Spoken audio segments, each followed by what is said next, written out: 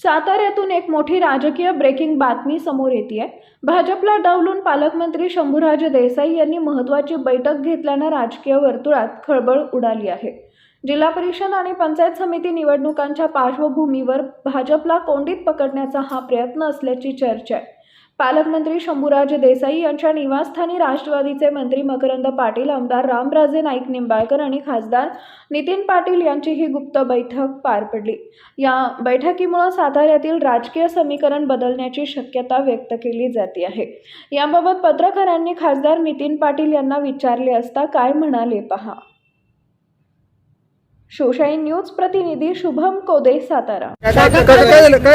बैठक काय झाली काय जिल्हा परिषदेच्या अनुषंगाने बैठक झाली का?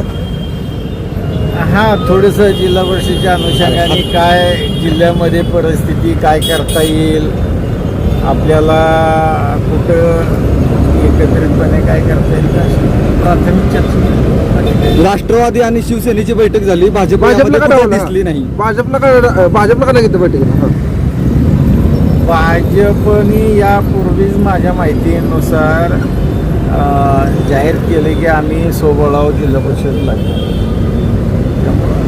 शिवेंद्रराजेंनी आज असं आवाहन केले की पालकमंत्री जिल्ह्याचे प्रमुख आहेत, त्यांनी महायुतीची बैठक बोलवावी आणि चर्चा करावी। ठीक आहे ना, मग पालकमंत्र्यांनी बोलवावी, आमची हरकत नाही। मंत्री गोरेंच्या धक्क्यानं सर्व एकत्र झाला की तुम्ही? नाही, तसं काही नाही। काय धक्का त्यांचा? तर तुमच्या इथं नगराध्यक्षाचा पराभव झाला असेल, त्यात गोरेंचं काय संबंध? भाजपचे नेते तिथं भाजपची पार्टी पूर्वीपासून आहेच ना आमच्या इथे, त्यात त्यांचा काय संबंध? या बैठकीत मदन भोसले इथे पूर्वीपासून भाजपमध्ये। तुम्ही एकत्र लढणार का आता? जिल्हा परिषदेत एकत्र लढणार का दोघं जण? आता चर्चा तर चालू आहे, बघू या चर्चेतनं काय नाही। तरीलाच बरोबर घेणार आहे का? तरीला हे बघा, आता आम्ही दोघं तर बरोबर बसलो, चर्चा केली, आताशी सुरुवात आहे। इलेक्शन काल परवा जाहीर झाले आहे, बघूया ना पुढे काय काय होतं। भाजपलाच का डावललं जाते जिल्ह्यात? भाजपला पुढे डावल द्या, मग त्यांना का नाही या बैठकीला बोलावलं? आता जिल्ह्याचे पालकमंत्र्यांनी बोलावं, आमची कुठं काय हरकत आहे कोणाची। चला येऊ का? ओके, नमस्ते।